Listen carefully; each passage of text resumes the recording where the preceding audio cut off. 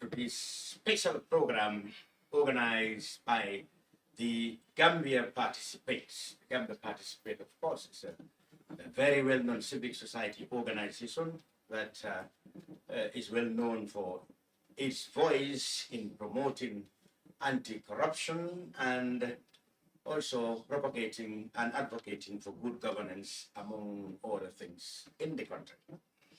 Now, in this special program, of course, they are joined by the United Nations Development Program, UNDP, and the European Union. And the program's objective is to strengthen democratic governance and enhance citizen participation in the political process of the Gambia. It also has, in the same vein, an objective because the GP, that is the Gambia Participates, recognizes that people must have access to information that will enable them to participate more effectively in the life and politics of their country. So they have come up with this special program, which I'm going to host today. I'm Lavin Cham. And with me, special expertise, Mr. Biran Gai. He's a lecturer, and he's also the program manager for Center for Research and Policy Development, CRPD. And Mr. Madi Jabati, of course, executive director of the Edward Francis Center for Human Rights and Justice. Now, in this program today, this evening, we will deal, well, I hope we will have time for all the topics that we want to tackle here. One of them will be, of course, like I said, this is more or less a civic education. We will deal with a topic such as encouraging electoral participation, and under that topic, we will highlight the importance of voting and inclusive politics. By that, we mean involvement of everybody, gender or whatever description of people in politics. Also, we will take a topic such as fostering accountability.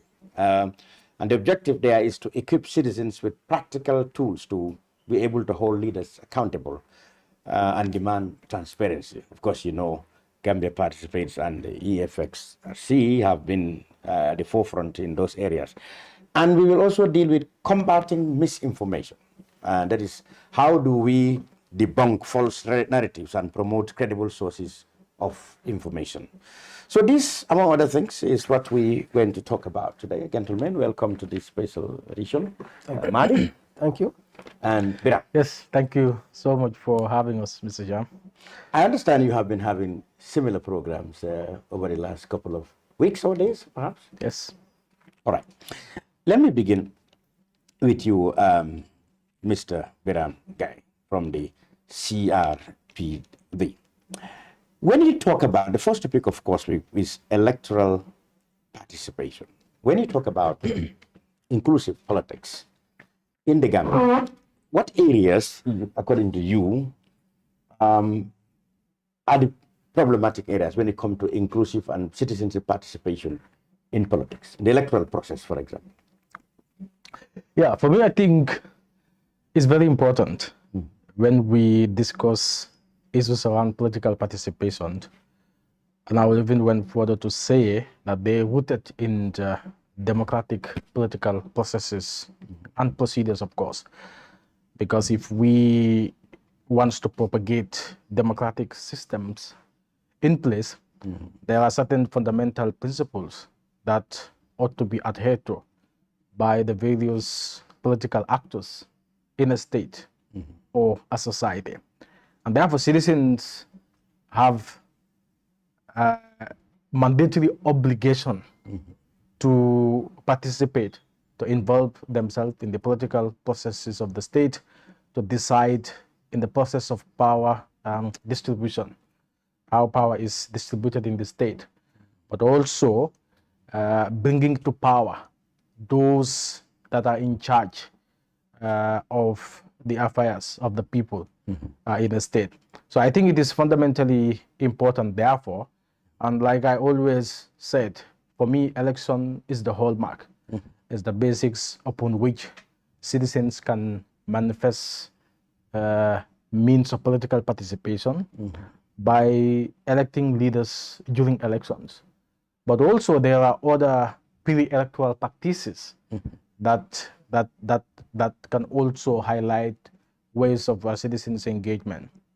For instance, listening keenly to political parties, because that's where political participation starts. Those who have a desire to contest for political power, and what program and policies do they have in place where citizens can relate to, making informed decisions on the basics of these party programs and activities, or those independent candidates who have political aspirations. So for me, that's where it starts, participating in the pre-electoral process as well, but also voting. Yeah. Because for me, election is popular consensus, where citizens decide who ought to govern them in a majoritarian political system, of course. So the participation is therefore key, where people go out in large numbers to elect the best candidate that they believe will forward the agenda and will represent the national interests in a viable manner. So I think this is another aspect. But also, there are other means of engagement. Advocacy, for instance. Civil society organizations can engage in political activism by performing oversight functions against the government, but also against institutions of the state, ensuring that there is adherence to fundamental principles of rule of law, but also adherent to proper governance systems, ensuring that the resources of the state and the power that is entrusted to those in power is executed in a manner acceptable by all. So I think these are accountability measures that the citizens can follow. But overall, the most important aspect is to advocate for rule of law.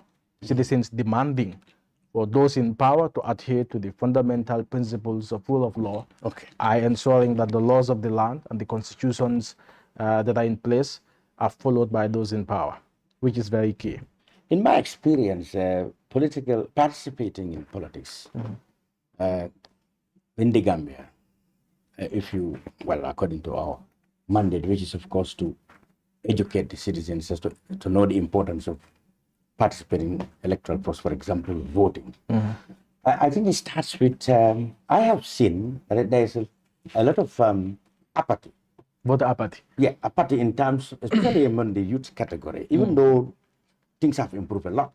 Because since the advent of democracy, we have seen that a lot of people have shown enthusiasm for, for politics, so to speak. But still now, there are still people who don't give much attention or don't care much as to who represents them or whether they will participate. So if you have a word or two for people in terms of how important it is to participate or vote in the Gambia, in your experience, what would that message be? For me, participation equates to political representation. If you do not participate, then you're not going to question issues around representation, because your vote is your voice.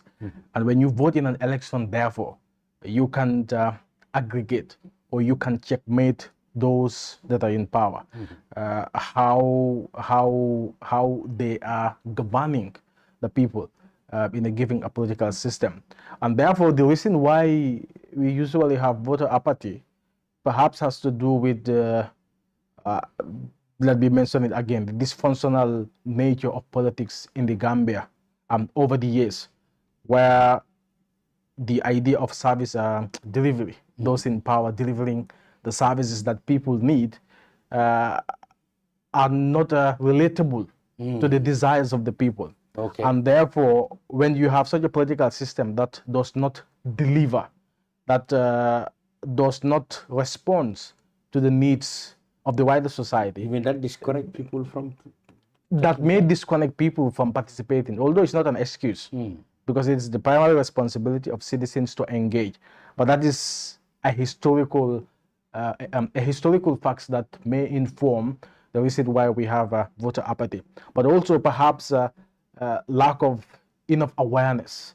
When people are not aware of their position in a given political system, they may not want to participate in the processes.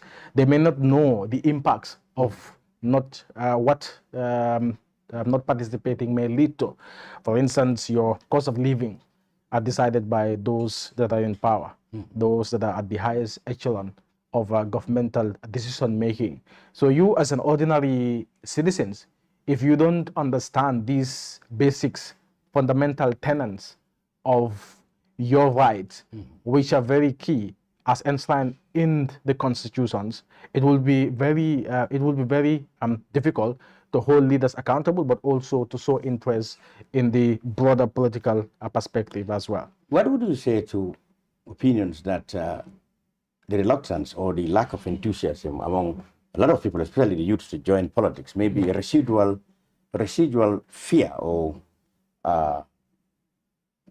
anxiety that people forgot from the last 22 years when, politics, political activity was virtually repressed and people were punished just for showing or participating in politics. Don't you think the residual fear for politics is still, causing people to be I think interested in taking part? I have because at least arguably we have some inspiration of democracy, which should be enough to encourage everybody to put that fear behind and participate.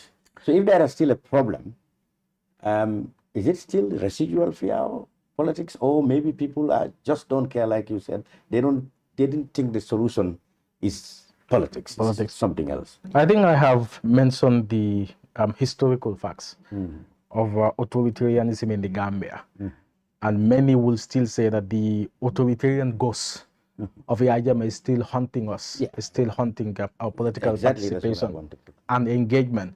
But also, notwithstanding, we come from a change, and that change is very palpable. Palpable in the sense that we have seen a more liberalized political space in the Gambia right now. So for me, there shouldn't be any excuse giving. Citizens are allowed to participate in the processes of government. They're allowed to hold their leaders accountable, whether going out in the streets, manifesting, and whether voting during elections and so on. So I think it is primarily incumbent upon us citizens nowadays to engage ourselves more. But I think also the parochial nature of our political culture is one that is lack of awareness, lack of interest in the political process, and lack of understanding in the process of power distributions in the state. And I think the opportunity that the Advent Democracy has given us is to ensure that there's this culture of developing a participant political culture where people will participate in the politics of the day, where they ought to engage their leaders to account. And that participatory culture is also what civil society ought to instill and other advocacy groups in the country to ensure that awareness is a fundamental part or a fundamental pillar of building our democracy. Madi, why should the citizens find it important to participate in elections, especially to vote in particular? Why do you think this is important? And if there are problems or there is still a lack of massive enthusiasm among the population, would you argue this is lack of awareness, or just lethargy towards politics, or maybe fear from, the political environment may not be repressive now, but it's toxic, very toxic. Some people might like to join in, but they fear the insults, the backstabbing and all kind of things that's happening in modern day politics now, as opposed to Jamaica's time when the whole thing was repressive. Why do you think citizens should take it very seriously to participate in the political life of their country, particularly to vote and be voted for? So, Cham, that goes to the heart of the matter. That is independence.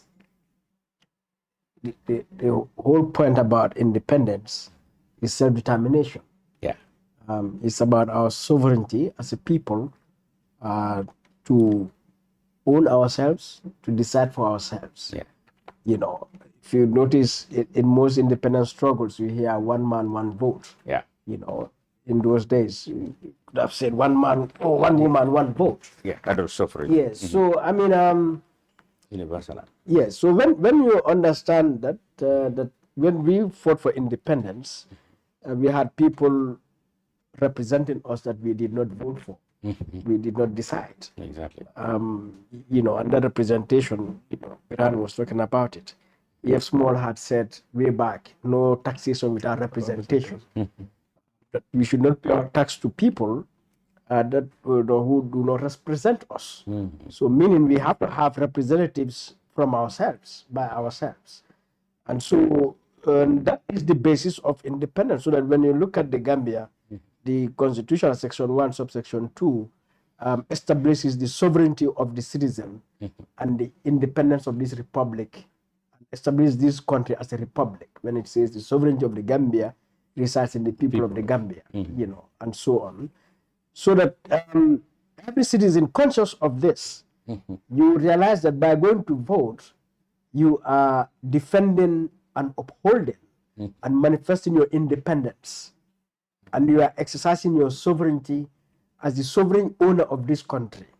So if you fail to vote, in other words, you are therefore undermining your own independence and your sovereignty, and you are removing yourself from the architects of this country, you know, from the decision maker of this country.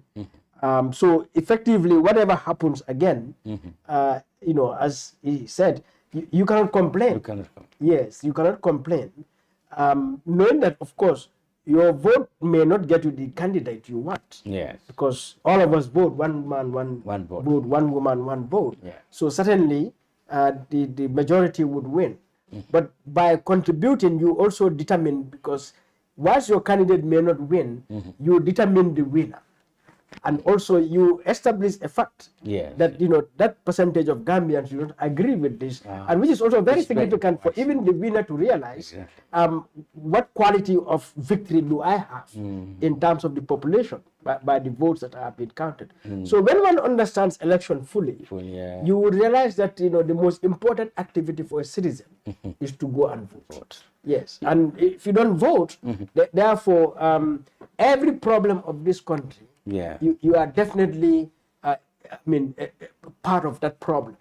You know, so we should always always an interesting thing. Like often you come across people who say, "Well, I support candidate B, but he doesn't win. Even if I vote for him, he won't win." So you're trying to say, you know, by participating, whether your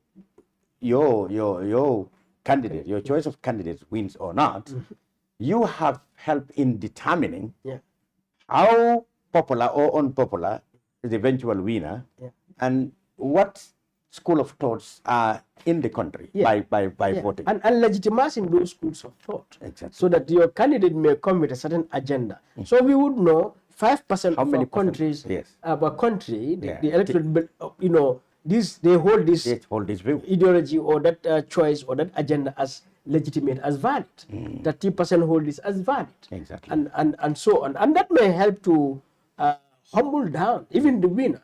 To realize that, I mean, I just have 51%. And 49 do not agree with my agenda with me. So maybe I need to do a lot more than what I in fact promised in the election. So it is so important people come out to vote. But in the Gambia, in your experience, what do you think, if there are any impediments, why we see people not massively being political animals to be so? And I'm sure the situation have improved a lot over the last 9 years or so since the downfall of Jammeh. But do you think still now there is satisfactory participation of people in politics? Yeah, so certainly over the past 9 years, the civic space is more open and safer, freer than before. You can see the proliferation of political parties, and you can see a lot of political activity, civic activity, you know, organizations, communities, and so on. So, but that is one thing. It is another matter when it comes to voting in terms of the turnout. All right, because you can have a very active civic space. I mean, so many people participating. Yeah. But then you come to the election, Yeah. and you are not going to see 75% turnout or 80% turnout. The turnout may be 50 in the 50s or 60s, and that is what we've been experiencing as well. Sometimes some elections, parliamentary or local government, you see turnout is even less than 50. Yeah. All right. So it's a misconception, lack of political awareness, limited political awareness is one. Yeah. The other thing is also the political culture, you know, because like people have been voting in this country since 1962. Yeah. So we are used to voting, you know. But then at the same time, you hear people say, my vote doesn't count. Yes. Or, you know, it's not necessary to vote because nothing will change anyway. Will change anyway. So a lot of things affect voter apathy because one, let's say, is the government, you know, so that the people you elect into government, are they delivering as per their campaign promises, as per the law, and, you know, and so on and so forth? Are they, you know, following the rule of law? You know, are they delivering public goods and services, you know, as they had promised? So if people see that we elect government upon government and conditions more or less are the same, it eventually makes someone feel, what's the point? You know. What is the point? Yeah, what's the point? The second thing is also related to that. We elect individuals as candidates to become president, parliamentarian, and councillors, mayors. And they gave us promises, and we put them in office, and again, they either cross to the other party, or, you know, the promise they promised, they are not delivering that, or the positions we expected them to take on issues, they are not taking that, so that, you know, or they are not even participating. You will hear some government say, our MP does not even talk. You know. And so that also is something that also frustrates some people in terms of, I mean, coming out to vote. And then all the malpractices also frustrate people. Exactly. Because they say, look, I mean, they are buying votes. Even if I vote, you know, they've bought. They've bought enough already. Yeah, there are malpractices that, you know, in the end, my vote wouldn't count. So that also is a problem, which means also it's a question of, how do people also trust the electoral body? Exactly. To say, I mean, how are they making sure all the electoral stakeholders are abiding by the electoral rule? Or the field is level. Yeah. So even concern for the fairness, election can also motivate or demotivate. Demotivate, yeah. So all these factors are there that affect voter apathy, which is all the more reason everyone should really get very busy and concerned about elections. Yes, the government, the electoral body, the political parties, civil groups, you know, but citizens, you know, more than anyone else, to demand that the field is level, you know, there is fairness in the matter. Of course, the freeness is there. Nobody is prevented from participating or voting eventually in the way they want to vote. Okay. You know. Yeah. Well, we also have one aspect to this participant, which means inclusiveness. When we mean inclusiveness, we mean people of different gender, different features, or different things should be encouraged to participate. How do people? Okay, maybe here we talk about gender, women and men. How representative is women in terms of participation? How high is women participation, do you think, in the Gambia? If there is less participation of women, what factors drive that? Yeah, so that's interesting. So you have a very high women participation. Yeah, at least in terms of election campaigns or in... Yeah, because there are two things, is participation and representation. Yeah, so in terms of participation, you'll find that in the electoral register, I think you have more registered women than men. In everything Gambian, they said, the survey said there are more. Usually it is 51-49. Okay. Yeah. Usually, yeah. So in terms of votes cast also, usually women are the most voters. Got the highest turnout. Exactly. Women are very active, as you said, in the campaigning and everything else about it. But then when it comes to representation, like, women standing for political opposition office, you realize that's limited. Now, that is a big problem. One is the overall background, the socio-cultural, patriarchal background that we have, so that in many areas, women are disadvantaged in terms of economic power, in terms of education, not to mention the fact that beliefs are there that hold that women cannot be leaders. And women are constrained by a lot of family, community, obligations, some of which are totally unjustified. So a wife, for example, her husband may not just wish her to stand for election, or her father, or the rest of the the family also, because those insults you said, and so on. Environment. Because our society is patriarchal also. Women are subjected to that violence, in many ways. All right, so that those limitations are there. Then number two, you have the political parties themselves, also, who are not making frantic efforts to be as put inclusive women, as possible. because if we recognize our background, then what it requires is proactive actions, special measures to say, let us encourage women and other groups, which I'll come to.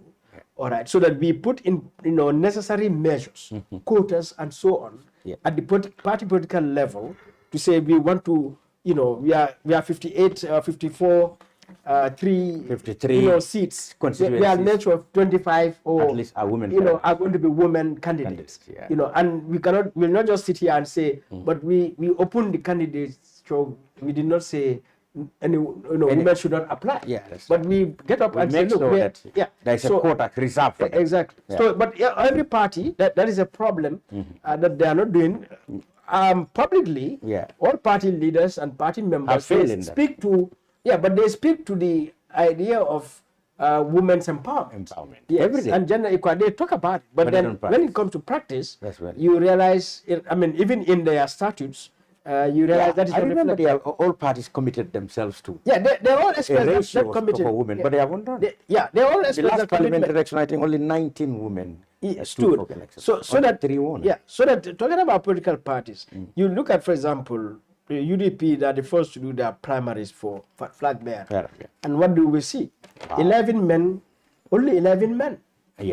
All the candidates are men. All of them. And no women. And certainly UDP would say, we did not stop any woman. But if you understand the background, you realize that is not what you should say. What you should be talking about is what proactive measures have you done to ensure that a woman is so that when you look at it, Cham, you go to a cabinet, I think 19 or 21 ministers, all right, but only 3 are women. You go to a parliament, only 5 are women. Only 3 elected. 3 elected. Yes, and 2 nominated by the president. All right. You go to our local councils, I think there must be 120 or, in terms of the head, only one female head of administrative region. And then all the other councillors, 120 or 121, I think only 19 or less are women. Female. But it is not just about women, because you said diversity. Yes, Gambia is a very diverse society.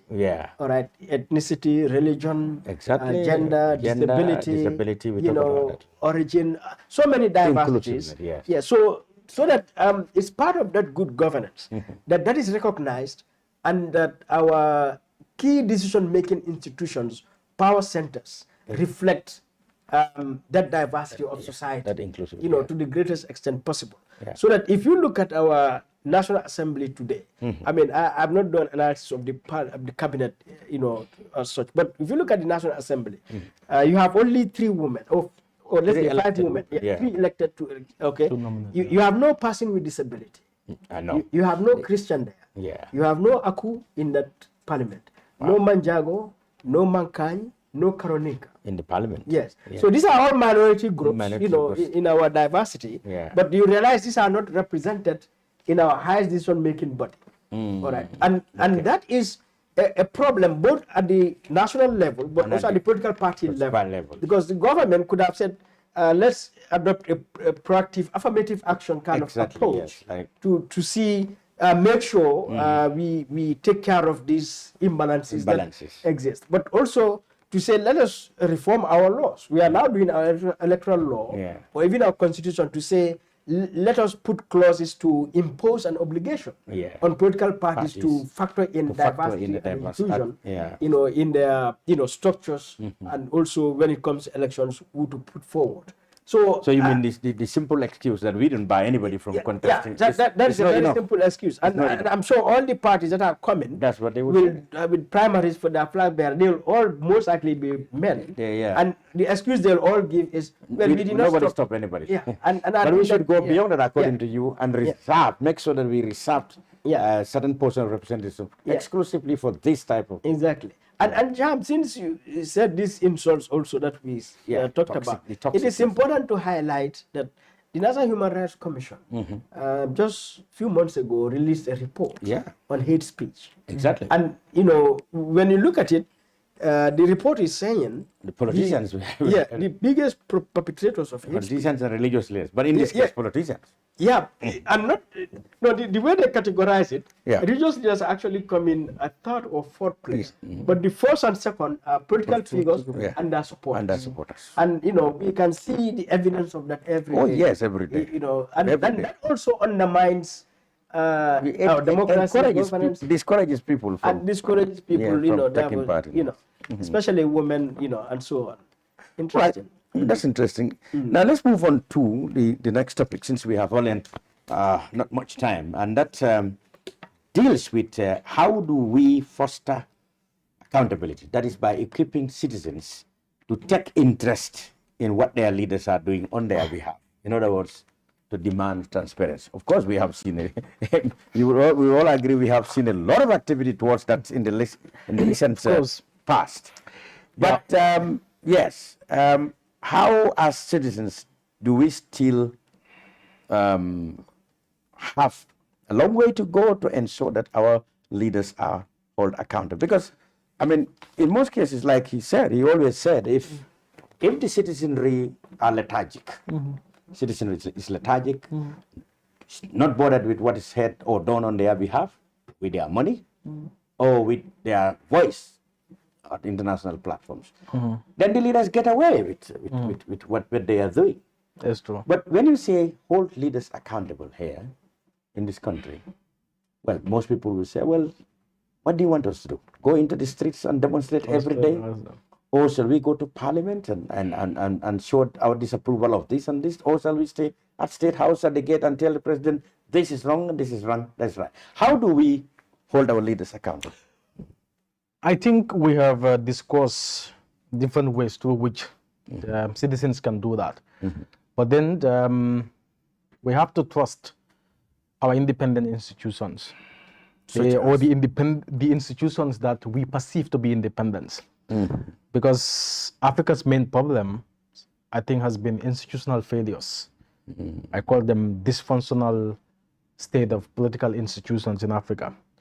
If you read this book, Why a Nation Fails, it tries to explain that, the dysfunctionality of state institutions, particularly extractive institutions that are supposed to be independent and be there for the state. But when we talk about oversight institutions, I think they ought to be independent.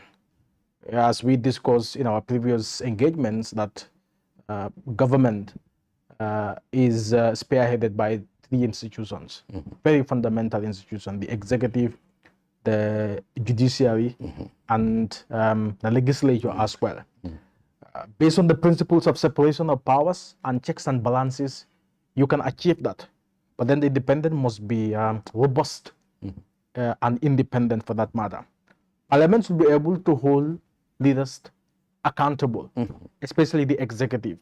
Likewise, the judiciary as well, ensuring that decisions making in parliamentary politics are not based on partisan line. Although in most of the time it is that also, because I understand that political parties are embodiment of national interest, but again, we must be able to balance party politics and national interest. The politics is essential because it is what gets you into power. Yes. But again, how do you relate to the national interest by ensuring that accountability mechanisms are in place, that ministers who are entrusted with responsibilities to oversee public sector institutions are held accountable by their mandate. So we have seen instances where Parliament have called ministers to testify and explain certain governmental procedures. We've even seen instances where they have set up investigative inquiries. But again, what comes after that? They just produce reports, and that's where it ends. For me, and the government would have a choice to refuse to implement it, or exactly, or maybe refuse to implement it. So I think action is what is needed in the Gambia. Over the past few months, there have been several series of corruption cases, corruption scandals.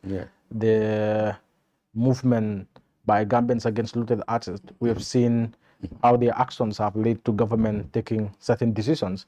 And now the National Assembly is investigating that matter.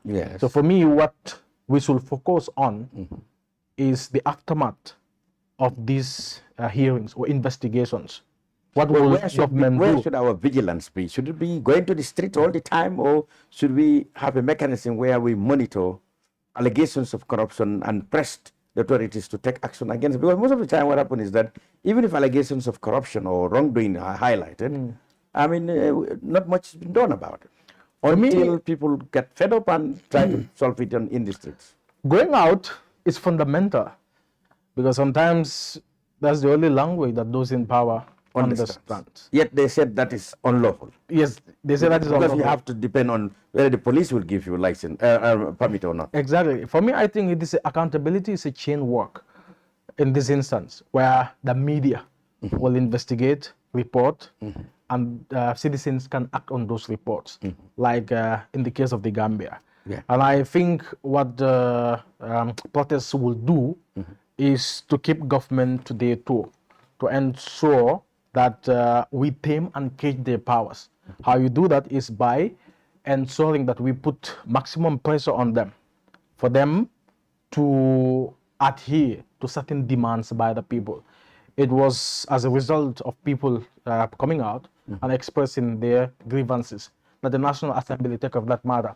But if we live in a serious state, you don't even wait citizens to come out before these things can be exposed. But that is the state of nature in the Gambia right now, which is very debilitating and exasperating to say, but at least it highlights the dysfunctionality of democracy in the first place. But when you have independent institutions, they do not wait for the public to cry before these issues are there. Would this accountability not now demand the government to be more open in what they are doing every day? Like I've always advised government officials, when you take decisions, maybe you strike deals or handed out contracts or, I mean, sign agreements. I mean, you come out in real time to say, today we have done this, we have done this, we have done this. But this is not done until when something gets wrong, people got wind of it, and then they come in the street to protest. So Exactly. So this accountability not also include continuous daily openness of government activities. Yes, and that is the most frustrating part of government, the things that they are hiding. Because it's not in the interest of government for every time protesters to come out, delaying public service and so on. For me, I think the onus lies in what you say. Government must be proactive. They must know that they're not there for personality aggrandizement. They're not there for the self, but they're there to represent national interest. They're giving work to do, and that work is to ensure that there is good administration in place and that democratic principles are adhered to. But again, when we talked about accountability, it encompasses or encapsulates a wide range of stakeholders' involvement. The media is there, the civil society is there, the judicial mechanisms of the states are also there. But again, we have seen instances where the What's the institution there? Police. Yeah. Police have done series of investigation. Corruption cases. Exactly. Submit the investigation to the Attorney General, and they do not act on it. Yes. Which shows the level of unseriousness from government and its official, which is the frustrating aspect of it. And I think if we claim to have a democratic government and a government that is there for the people, these are things that they ought to address if they truly have the interests of the nation at heart. And I think moving on, it is part of us nurturing those democratic culture in place, ensuring that we hold leaders to accountable. But accountability does not only mean going out there protesting, government set up investigations, and after investigation, nothing happens. Those that are involved in serious financial crimes must be dealt with. If it means them going to jail, so be it, because there has to be accountability. Since this government came to power, how many high-profile people can you say were arrested? The government is very keen to highlight the case of a permanent secretary and some health officials. And only recently, the minister of finance counted 13, he said. The scandal that happens in the ministries. What happens afterward? You put them in jail, later on, pardon them. These are the discouraging steps that we people see. who have been found through some process to have been banned from holding office have been pardoned. If you want to be serious in the fight, understand that at every level you must fight it, whether junior government official or whatsoever. But you ought to take example from the very top, because that is where decisions are made, deliberate decisions about financial mismanagement, and government ought to be proactive in that fight. And citizens also have to ensure that if we have governments in power that are not responsive, elections is where to hold them accountable and other means. Madi, how do we get somebody in Boraba or in Collier or in Brookfoot to be aware and to monitor how his tax money is being spent or being managed by his representatives, or what, if any, his rights that has been violated, whether his rights for assembly or speech? How do you get them to be aware that they have a role in making sure that their representatives of government do what they want? Through programs like this, I guess, at the minimum. But yeah, I mean, I think it's essentially civic education. And that comes with what it means to be a republic. You know, when we say sovereignty, people need to be made aware of what is sovereignty. And I think one of probably the greatest failure of our country lies at that, the failure to make citizens be aware of their sovereignty from the first day of independence. You know, I like to say we don't have a Gambian yet. We don't have a republic yet. Yes, we have a country, you and I, and you know, Biran, everyone, we are born here. We can show a birth certificate and name our village and our names. But to a large extent, we are Mahdi and you are Lamin and Biran. And, you know, you're Wolof, I am Pula or Mandinka, you know, Muslim or Christian, you know, man or woman from Boraba or from, you know, Banjul. So that when it is about, you know, or party A or party B, that triggers us more to react than to react to about the Gambia. About the Gambia. Yes. Oh, so if you touch something about Brookfoot today, all Brookfoot, you know, will agitate. Yes. But then somebody can squander our millions in public office, and then our mistake is we take that to be a remote. It's a remote thing. Yeah. Yes. If you touch something about Islam today or Christianity, you see all the Muslims and Christians, stand up. But then you can deny us electricity the whole night, and then we are like, Gambia is not. So normalized. For me, that indicates that we don't have Gambians yet. That sovereignty is not there. And if that sovereignty is not there, then it makes accountability difficult. Yes, because what is accountability? It's not just, let's say, corruption. but it's also about service delivery. And decisions being Yes. made every day. So that, I mean, for me, every day Gambians should be going to court, should be going to protest, should be writing statements, should be, having programs. Speaking on radios. Lamenting the fact that, criticizing, yeah. you look at our streets from here to Banjul. I mean, how can we spend billions in Banjul? It was flooding. And all we got is flood. Flooding every day. All right? We build new roads, and the new roads turn to be disasters for us. Exactly. Flooding our homes and communities because you fail to put, drainage or proper systems. drainage and so on. So what does that mean? And then the citizens, and we all adjust to it. So we take it as well. It's normal. It's normal. Yeah. So for me, that means the sovereign Gambian is yet to come.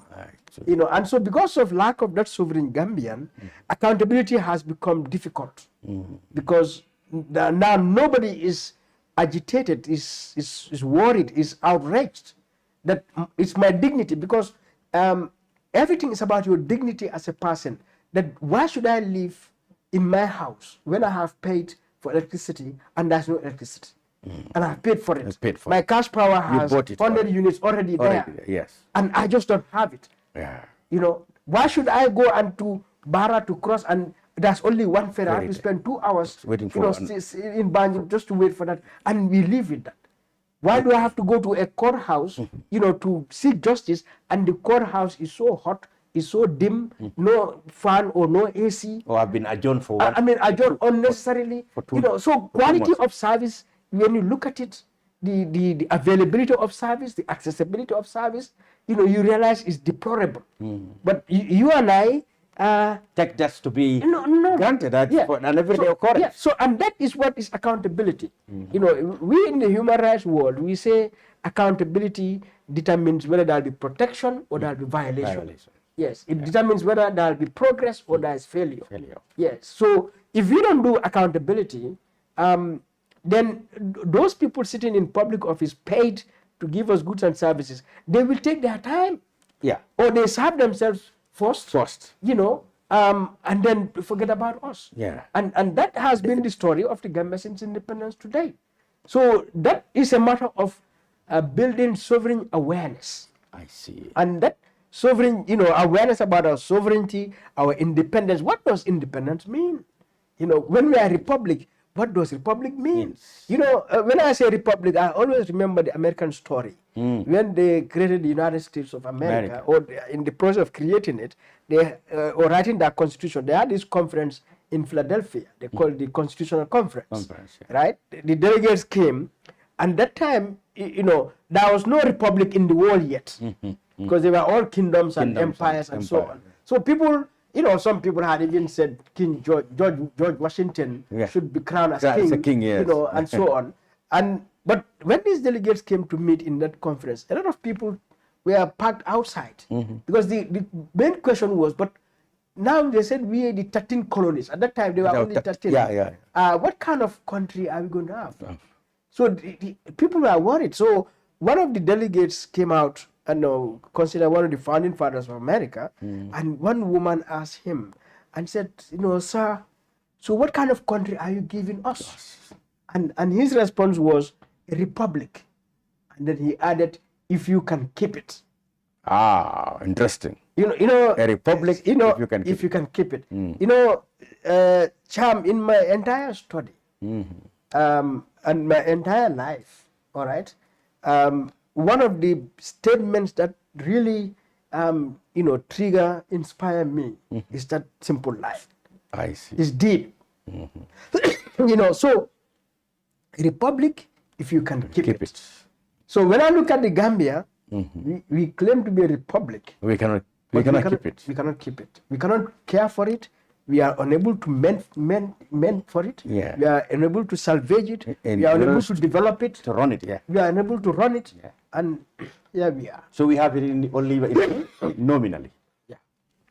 So that awareness has to be created. So the message is that the citizens should now be concerned with not just what has been stolen or allegedly stolen from their money, or what decisions have been made that's deprived them of freedoms also, but also the services, like you said, they have paid for. Yeah. Things we take to be granted. Oh, 24 hours today we haven't got electricity. Yeah, you hear people lamenting that on Facebook, and some turn it into a joke and a laughing matter. And you know, the whole idea about independence, when you look at it, is about human rights. The whole idea about human rights is about goods and services. Yeah. Yes, because what rights are you talking about? Yeah. It's talking about education, talking about healthcare. Yeah. You're talking about, protection. Yeah. Yes. And these are the rights in our constitution and our laws. Exactly. So, and those rights, they are rights, but they have to be translated into goods and services for us to enjoy them. Absolutely. So, awareness is necessary. All right, we'll move on to the next topic, which is how do we combat misinformation, debunking false narratives, and promoting credible sources of information. Now, this is important because this is even in our job, this is an everyday challenge we faced. How do we enlighten citizens to have a mechanism, a regular one, that will be analyzing and combating false informations when they arise? I know there is now a whole media dedicated to what they call fact-checking, which sometimes have to deal with in real time, misinformation. But misinformation has now been enhanced by, the modern tools that we all use now for other things. It has also helped in enhancing misinformation, so much so that it's now a bigger challenge than before, actually, to combat it, given the fact that now it can come in different forms and, thick and fast. I think in a polarized political environment and in a supposedly democratic environment for that matter, where freedom of speech and freedom of expression is a fundamental pillar, people tend to have a misconception about these basic democratic norms. But again, notwithstanding, the society itself is the enabler of misinformation and disinformation, because the mediums through which people can to communicate are readily available. And it will be very difficult for us to say we must have institution or a dedicated institution that will monitor what people say when they sit in the comforts of their homes, for instance, on WhatsApp and so on. I have seen my mom, for instance, sometimes when it comes to political issues, she tends to believe in what the political party leader or the political party official or the political party supporters are saying than the information that I'll be giving her. So she will be there listening to WhatsApp voice messages and so on. And if I say, Mom, look, this information is not verifiable, she will say no, because it is shared by somebody that she can relate to. So it will be very difficult. But again, those that I think are within the reach of the media houses, the formal media houses, as a media house, it is incumbent upon them to verify sources, to verify reports, and so on. Just before I came online, there's a news that is going out there that there is supposedly a man in his 20 years who died in police custody in Mandinari. Although it is a huge news, but it needs to be verified first before it circulates, where we need to get the facts and details. Because right now what you have, everybody is reporting on the matter. Even I myself, I cannot verify. What I can do is just read. So I think it is the primary responsibility of media houses to ensure that they report accurately and that there is accuracy and veracity of information before it is out there. But to be honest with you, I don't think I have, I can say I have concrete solutions for controlling misinformation and disinformation in a heightened polarized political environment like the Gambia right now. Obviously, I am open to other other opinions. Maybe Uncle Madi will. Well, you mentioned the media, the role of the media, and I come in there because we face these problems every time. Yeah. Okay, apart from the fact that a large part of it is out of our hands, that people can broadcast themselves on WhatsApp and other things, that's definitely not subject to professional vetting or verification. That one is a problem that everyone has to deal with. But when it comes to mainstream media, at least some effort is done to contact and find out what's happening. But we see even ourselves, we have problems. We face criticisms like, you know very well what the minister said is not true. It's not true. Yet you print it.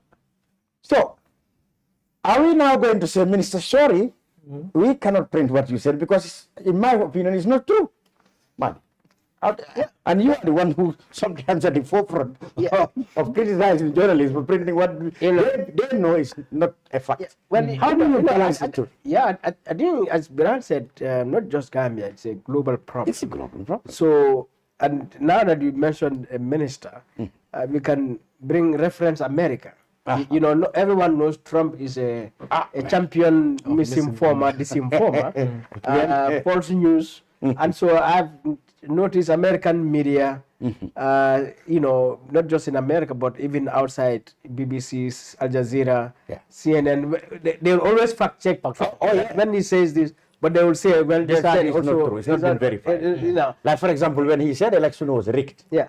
They will say there's no evidence. No evidence. Yeah, so that it addresses your issue. Yes. Okay, yes, we know the minister is saying it's but there's no evidence in that. Yeah, but then that's why media houses, some media houses now incorporate fact checking. Yeah. You know, so that in those cases, you can fact check the minister's claim. You can report it, but then do a fact check below to say there's no evidence. There's no evidence, or the evidence is pointing contrary to what the minister is saying. But it's a big problem. Culture, it's a big problem, and you know, now we've got to a point where things are so mixed up in the Gambia, you know, and nothing seems to make sense. Yes. The polarization, the hate speech, the intolerance. Apart from those ones, let's talk about like things that we expect to be factual and government functions. Like, okay, if somebody said, you know, this guy said this guy said, like the rumor on the Facebook about this. Okay, that's another matter. But in terms of serious government business, if a minister said, for example, we brought in 10 tractors or we brought in fertilizer at so-and-so subsidized price, and we fact that those are political propaganda. And we ought to do as journalists is to check whether definitely this is on the ground or not. Of course. And then come out with say, well, the minister claimed this, but the evidence said. I think the media, I mean, the mainstream media should help the audience, I mean, the population with that fact checking. Yes. And, you know, the government, for example, has this major event, Masakunda press conference. And they release a lot of information there. I mean, when I sit down to watch it, I see disinformation there. I see misinformation. I see inadequate, you know, information as well that, you know, to me is misleading. And, you know, and I see outright false information. All right. So what are these emergence of what people, well, VAR, you know, video assistant. I see a lot of people bring in, you know, statements that were said earlier by public officials, and then what you say today. So I think those are an informal way of fact checking. I think it's also formal. I mean, I know some, like you said, now people broadcast themselves. There are a lot of citizen journalists who do a lot of those things. But that's the whole point. I mean, the mainstream media need to do that homework. You know, because how do you hold a particular minister or public official to account of what he claims today when the evidence is there that he was making an opposite claim a year ago or so, when he was in a different position. So I think this VAR, you know, video something, I think assistant referee. Video assistant referee. Football. If anything, football has contributed to enhance this information. Through that tool. I think should be used. You know, but I think civil society has a huge role in dealing with misinformation and disinformation. And that is why, for me, as Edward Francis Small Center for Rights and Justice, that is why we are coming with statements, because you know, to provide clarity, you know, on issues that official version is saying, you know, something else. Exactly. And, yeah, so we come to counter those things, thinking that people will have an alternative view Yes. of what the official version is saying. Yeah. But it's a big challenge. And now we see in the Gambia fact-check centers Imagine. Imagine, yes, that's right. And just I think these days Malagan did some fact checking. Yes, or yesterday. hate speech alert. Hate speech alert because on. I think that is also all important. All important. To fact check, officials, because I mean not just officials, like politicians, because a lot of the time the misinformation and the disinformation is coming from It's politicians. politicians, yes. Yes, that's right. in government or outside of government. Government, yeah. And it poses a big challenge. Government almost always complain also that opposition elements and their sympathizers in the media or in the civic society also does disinformation against them. Yeah, I've often heard that. Well, yeah. But I mean, on both sides, not just government, even the opposition, when you hold them to account, when you challenge their narratives, criticize their narratives, they will always come out somehow to attempt to mischaracterize you. You are telling me that. I know that very well. They will always have a way to put more in. Yes, that is. Definitely. Well, this is a special program packed together by Gambia Participates, and in collaboration with the UNDP and the EU. And the background, like I said, is to do a education program that will encourage people to participate in politics, especially in election matters, by coming out and making sure that voting is an essential part of nursing our democracy. We also dealt with issues as to how do we put our elders to account? How do we stop sitting down and taking for granted or accepting everything that comes our way when we can actually speak against it or take other actions to ensure that our rights, and in fact in most cases, some of the things we paid for and are not getting the service are definitely delivered. We also dealt with how do we counter fake news, that is false information. How do we combat false information in real time to ensure that information that is given to us is useful? Because in our job, they said, journalists will always claim what is in the legitimate interest of public should be published. But of course, it must be true. Because what is not true cannot be in the public interest. And my panelists have been Biran Gay, who is Program Manager, Center for Research and Policy Development, but first a lecturer. And Madi Jabate, of course, he is the CEO of the Edward Francis Center for Human Rights and Justice. Gentlemen, thank you both of you very much for being on this special program. And to Gambia Participates and the UNDP as well as the EU for being in the forefront to drive this civic education.